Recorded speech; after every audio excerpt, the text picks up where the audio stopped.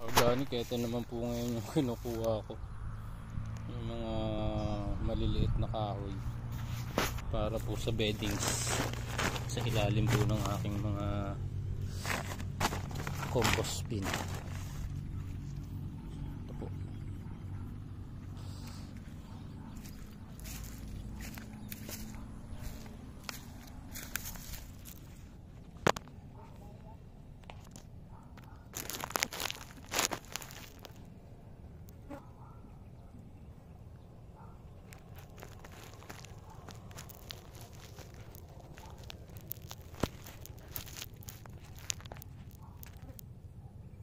Pag napuno na po natin yung ka-organic, uwi na rin po ako.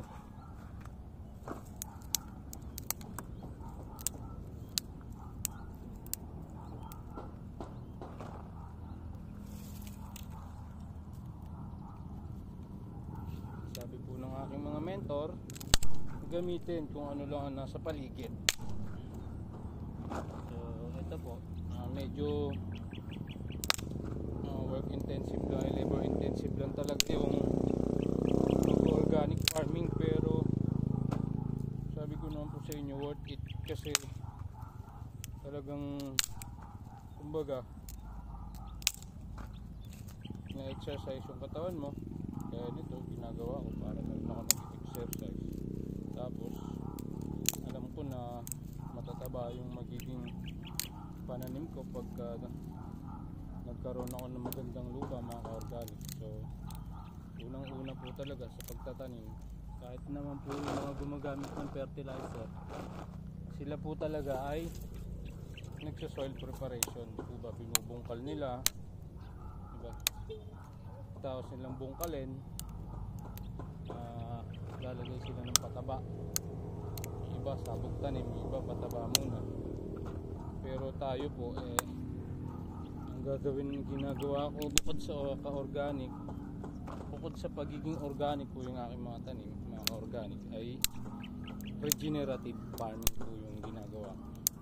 Baga, hindi po ako nagbubungkal, no tilting po yung tawag. Hindi po natin binubungkal yung lupa, bagkos nahayaan lang po natin sila, kasi may mga live microorganisms din po dun sa loob, sa ilalim. Tsaka yung carbon po na nandun, kapag binungkal niyo po yung lupa, yung carbon po umaangat. Yung way of farming po ngayon, gusto kasi nila mabilisan, pero hindi nila alam na yung mga good bacteria na maaari sana nila maging katuwang sa kanilang pagsasaka ng kanilang mga halaman, mga pananim, namamatay, nawawala. Gawa po ng kanilang ginagawa na pagka-farm. Ginagawa po nila ngayon, binubungkal nila, tapos hinahayaan nila nakabuyang lang hanggang sa matuyo. Pag natuyo, parang ano na lang din, parang patay na lupa na lang din po siya, kasi pinatay mo po yung mga microorganism na nandun sa lupa, mga organic. Ito po yung ginagawa ko, tinutulungan ko po yung lupa na mas tumaba pa siya gamit po yung mga natural na pamamaraan, kagaya po ng organic farming, regenerative farming na tinatawag. Medyo may pagkakaiba rin po, kasi yung regenerative po ay no tilting po talaga, hindi po sila nagbubungkal.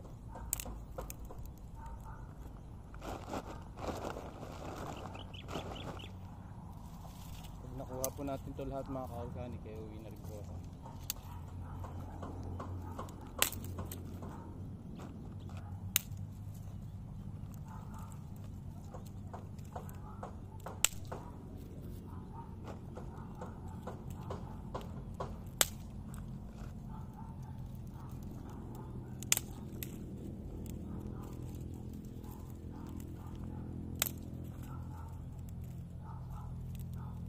School po, ako po nung first year high school, nag-aaral po ako sa Calaka, Batangas.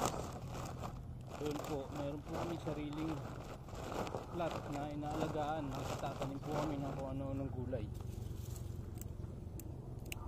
Talong, pechay, mustasa, mga ganun. May mais din po, mga classmate ko. Ako po talaga mga talong, pechay, sitaw, mga mabilis po kasi tumubo yun eh. Saka mabilis mo po ma-harvest,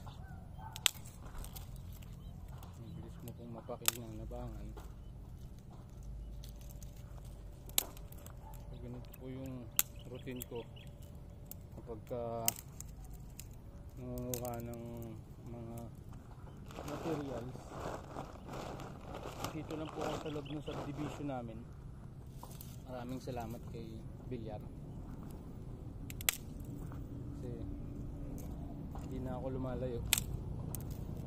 Yung subdivision po kasi namin every 3 months nagtitrim po sila ng mga yan, kagaya po ng bakod na yan, yung mga kahoy po na yan, tinitrim po nila yan every 3 months. So dini po nila tinatapon.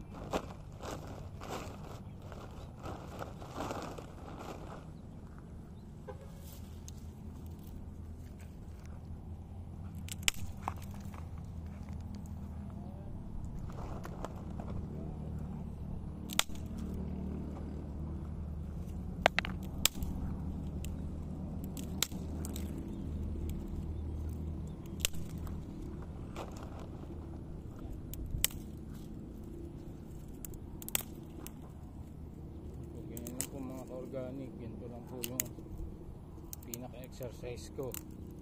Pagka may pasok po si Sativa, sundo ko po yun, umaga, tanghali at hapon. So pagising po ng umaga, ang routine ko, manguha ng mga kailangan ko sa pagtatanim, magsaing. Tapos kung may ulam na kami nung gabi, initing ko na lang po yun. Tapos sabay na rin po ako naglalaba.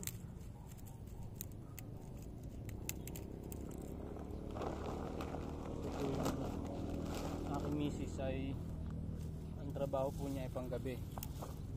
So sa araw po siya itulog. Kaya lahat po ng gawain ginagawa ko na po para at least nakakatulong tayo sa ating asawa. Hindi na po siya naglalaba kasi kahit paano hindi rin naman po ako nahihirapan mga ka-organic sa paglalaba, gawa ng automatic naman po yung washing machine namin. Talagang nagpundar din po ako ng mga gamit na alam ko makakatulong sa akin kasi may pagkatamad din po ako mga ka-organic eh. Talagang pag tinamad po akong maglalaba ay mga 2 linggo bago ako maglaba, ganun. Pero okay lang naman po kahit di po ako maglaba ng 2 weeks kasi madami naman po kami extra ng mga damit. Ngayon nga po, yung iba ay papamigay ko po mga ka-organic. Baka magsadya po ako sa paborito ko pong lugar sa Puerto Galera. Gawa ng doon po may mga kamangyan tayo doon, kapatid na mangyan na kahit paano po pag binigyan po natin ng mga simpleng mga damit, kahit sabihin mong mga okay lang o second hand na mga tsinelas o sapatos ng mga bata, may kita po natin na sila tuwan-tuwa. Gawa ng wala naman po masyadong project yung gobyerno para sa mga ganun. So ako po, kaya ako naman po nakilala yung mga yun, gawa ng ako po ay umakyat ng Mount Halcon. Sinamahan po kami nung mag-asawa. Simula po na yun nangako po ako sa kanila na tuwing magpapasko, kahit mag-isa lang po ako, mag-living ako doon, dadala tayo ng mga lumang damit, lumang tsinelas ng anak ko, sapatos na pwedeng makatulong sa kanila. Tapos may mga kaibigan din po tayo mga nagdo-donate mga ka-organic ng pera. So bumibili po ako ng groceries, bigas, tinapay, yung hindi po nila palaging nakakain. At matutuwa po kayo mga ka-organic kasi yung mga mangyan, hindi po kayo uuwi nang wala po kayong dala-dala. Napakarami ko pong dala pag ako'y nauwi galing doon. Marami po akong mga tabaon na galing sa kanila, gaya ng saging na saba, kamuting kahoy, kung ano-ano pa, mga gulay, mga beads, handicrafts. Kasi magagaling po gumawa yung mga yun ng mga nito.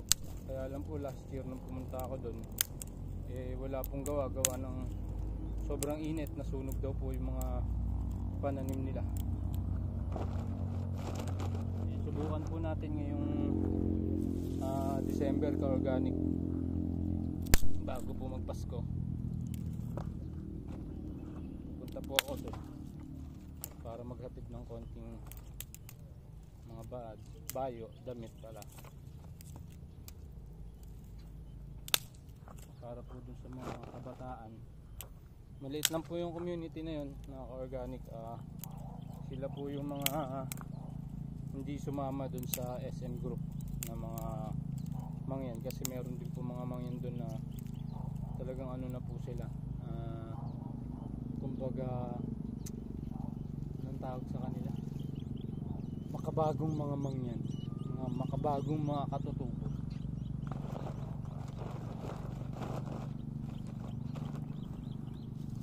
Lahat po ng kagamitan nila makabago na. Ito po mga pinupuntahan ko mga ka-organic, mga makaluma pa rin po yung mga bahay nila, gawa pa rin sa kawayan, sa wali, ganun. Pero ngayon po may gumagamit na rin ng yero, mga ka-organic. Tapos yung iba mayroon na rin po mga cellphone, yung iba mga may edad na rin, pero yung mga kabataan usually ganun pa rin po sa, lalo na po yung pamilya ni Tatay Victor. Si Tatay Victor po yung isa sa mga tinutulungan ko doon, talagang kahit matagal tayo hindi nakikita, pag tayo po yung napaparoon hindi tayo napapahiya, sinasama po tayo sa mga polls. Punta po kami sa mga polls. May mga polls po doon ka-organic sa Puerto Galera, sa Mount Malasimbo. May polls po doon na dinarayo.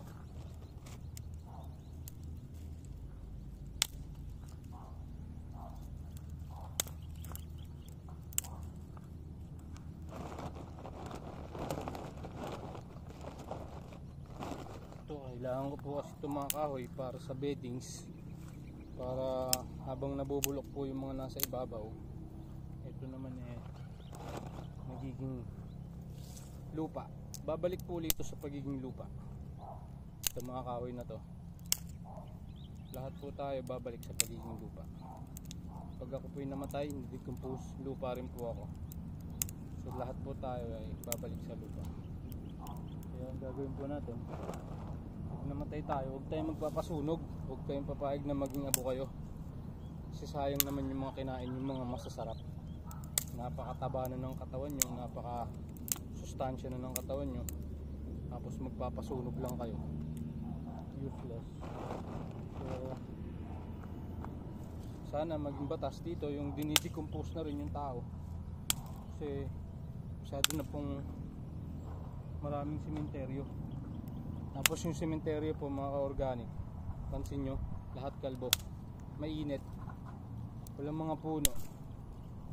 So hindi po nakakatuwa, hindi po nakakatulong sa ating inang kalikasan, kasi kalbo po yung mga So yun nga po, sinasabi ko rin na maganda sana kung ang gawin po bawat mamamatay lalagay ng puno. Sabi naman po ng asawa ko, hindi daw po advisable. Sabi ko naman, bakit hindi? Kasi daw business, hindi daw wise. Unang-una, tao daw sa space. Para naman po sa akin mga ka-organic, kapag negosyo po talaga yung inisip mo, talagang kahit gaano kalaki yung space, para sa'yo maliit pa rin. Kasi yung gusto mo, pagkakitaan yung buong malaking space.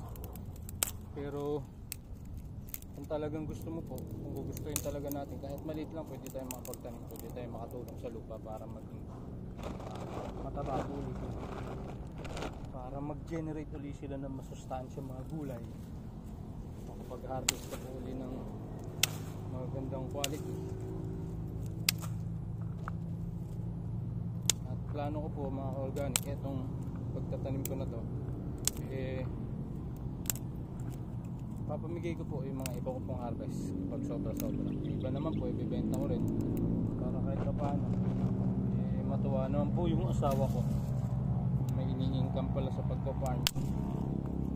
Pero mostly po, papamigay ko po yung mga iba kong harvest, lalo na dun sa mga tao nasa lansangan na hindi na masyado nakakain ng gulay.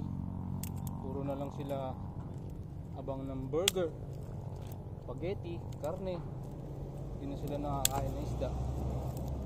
Kasi plano ko rin po doon sa likod, nag-aalaga po ako ng hito para may kasi meron naman po akong pakain na organic din, which is yung po yung black soldier fly.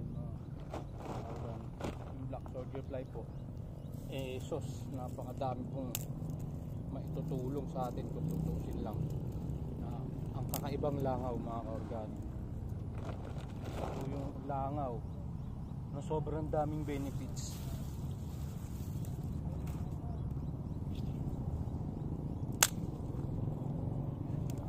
Siya po yung langaw na binigay ng Panginoon para maging katuwang natin sa paglilinis ng mga basura, yung mga landfill po natin. Maaari pong bawasan yung mga tinatapon na basura dyan kung gagamit po isa sa buhay po natin yung black soldier fly na pagpa-farming, kasi konti lang po yung matatapon.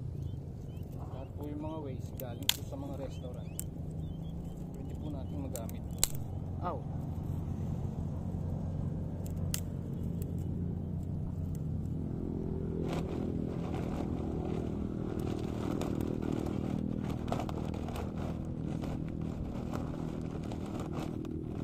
Alam niyo po, organic, marami na po to. Konti lang po to kapag po ito'y nabulok. Baka wala pa pong 10 kilo ng lupa to.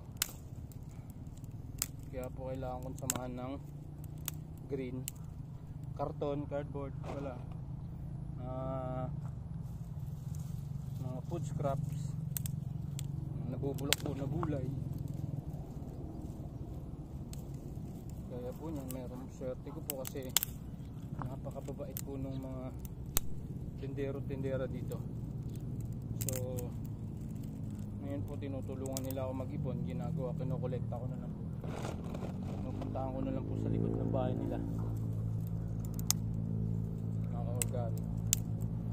May kinukuha po ako doon sa mga tindahan kaysa naman po itapon po nila. Kaya sabi ko, bigay na lang po nila sa akin para pag nagkaroon po ako ng mga harvest, papalitan ko naman po ng gulay po na hindi nakakakaya. Liwanagin ko lang po mga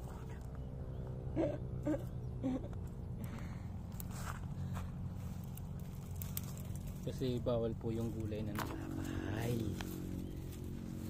baka maano po tayo, Davao Death Squad.